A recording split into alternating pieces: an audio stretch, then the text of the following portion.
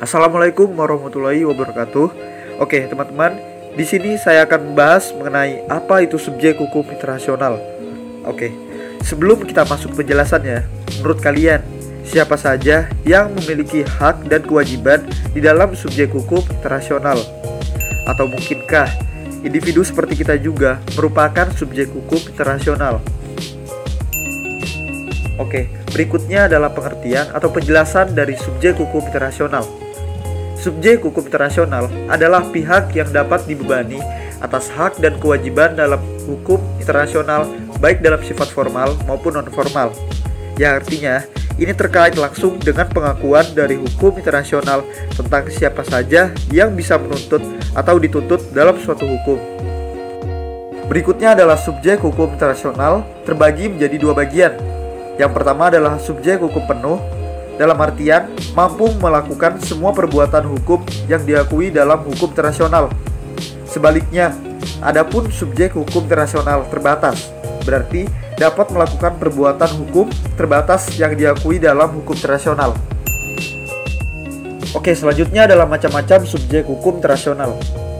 Mengenai pengertian di atas, pertanyaannya adalah siapa saja yang ditetapkan sebagai subjek yang memiliki hak dan kewajiban di dalam hukum internasional. Yang pertama adalah negara, yang kedua adalah gabungan negara, yang ketiga adalah organisasi-organisasi internasional, yang keempat adalah Tahta Suci Vatikan, yang kelima adalah individu, yang keenam adalah Palang Merah Internasional, dan yang ketujuh adalah pemberontak atau belligerent. Oke, selanjutnya adalah subjek hukum internasional. Yang pertama adalah negara. Negara merupakan subjek hukum terpenting dibanding dengan subjek hukum internasional lainnya. Yang artinya, negara sebagai salah satu subjek hukum internasional yang pertama melakukan hubungan internasional. Dan perlu lagi diingat bahwa yang diakui sebagai subjek hukum internasional hanyalah negara yang berdaulat, yakni negara yang tidak bergantung dengan negara lain. Selanjutnya adalah pengertian negara menurut tokoh.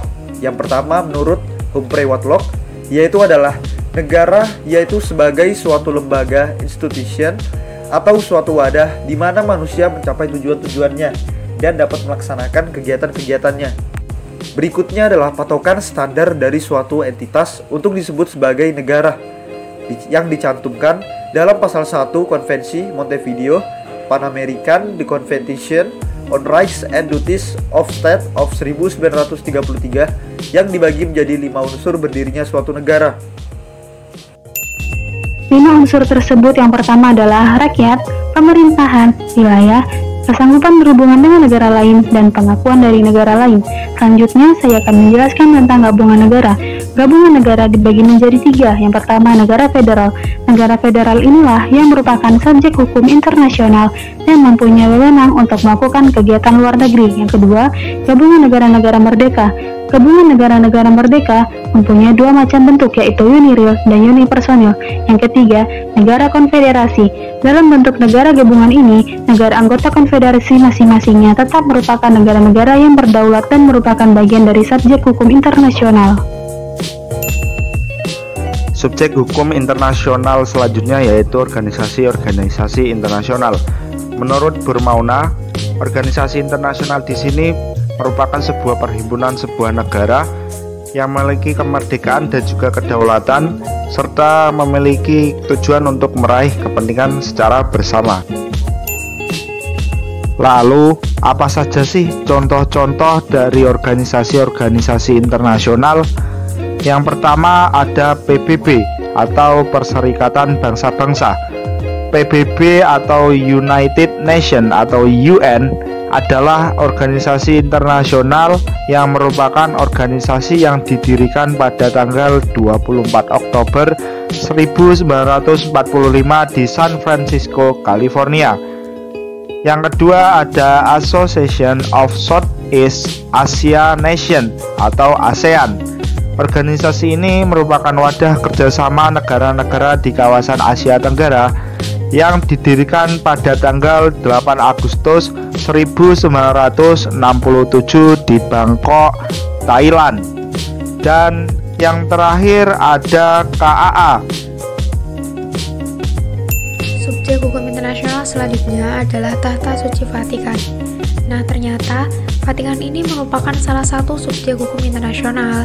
Hal tersebut dikarenakan diakuinya Vatikan oleh negara-negara di dunia dan menjadi pihak pada perjanjian-perjanjian internasional seperti Perjanjian Vienna Convention on Diplomatic Relations serta anggota pada beberapa organisasi internasional seperti UNESCO.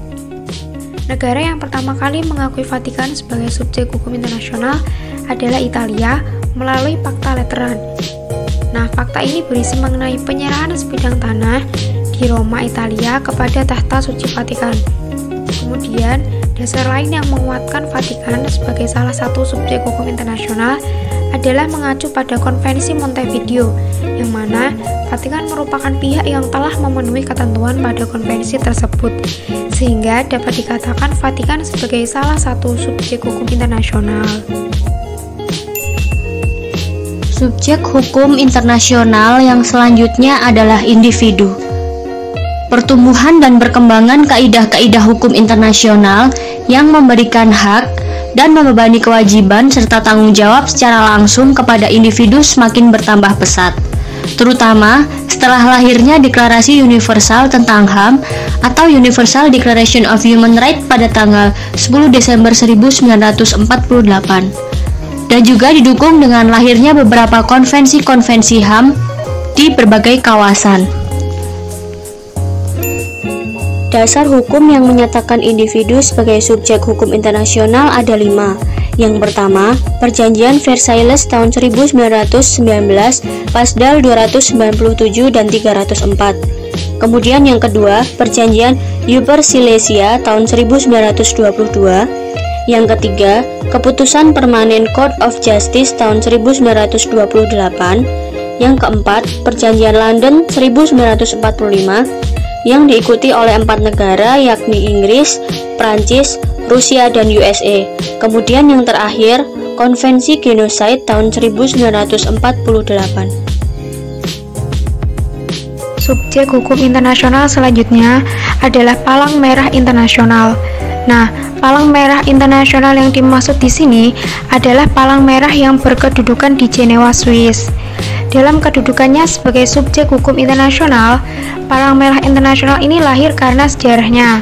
Kemudian kedudukannya itu diperkuat dengan berbagai perjanjian dan konvensi Palang Merah Internasional, antara lain seperti Konvensi Jenewa tahun 1949 tentang perlindungan korban perang. Seiring berjalannya waktu, secara umum Palang Merah ini telah diakui sebagai organisasi internasional yang memiliki kedudukan sebagai salah satu subjek hukum internasional dalam ruang lingkup yang terbatas. Subjek hukum internasional selanjutnya adalah pemberontak atau belligerent.